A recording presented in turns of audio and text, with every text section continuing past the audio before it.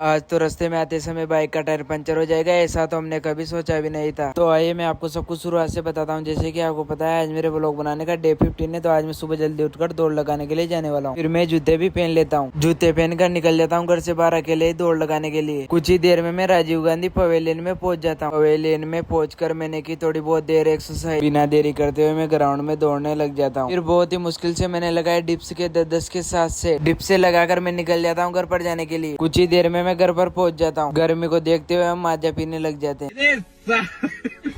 फिर इतनी देर में मेरी नजर पड़ती है 8 अजूबे और उसके भाई पर। वे जाते जाते बोलता है 3 भाई तीनों तबाही।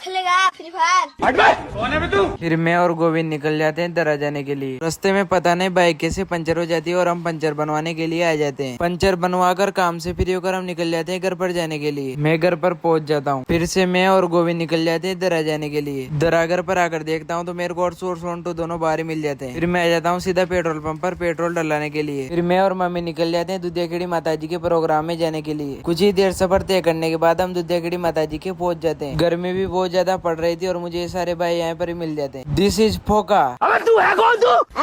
हम सभी प्रोग्राम की जगह पर पहुंच जाते हैं और यहाँ पर प्रोग्राम मामा जी के था। थोड़ी देर बाद ही मुझे 2-4 भाई और भी मिल जाते हैं। फिर हम बालाजी के मंदिर में पहुंच जाते हैं। फिर हम पहुंच जाते हैं भोग लगाने के लिए माता जी के मंदिर में। फिर मैं जाता हूँ नारियल फोड़ने के लिए, तभी मेरे को पता चलता है ये भाई एक नारियल फोड़ने के 5 रुपए ले रहा था। ये कहाँ फंस गया भाई मैं। ये दोनों बदमाश फोटो खिंचा रहे थे तो गलती से वीडियो चालू हो गई थी।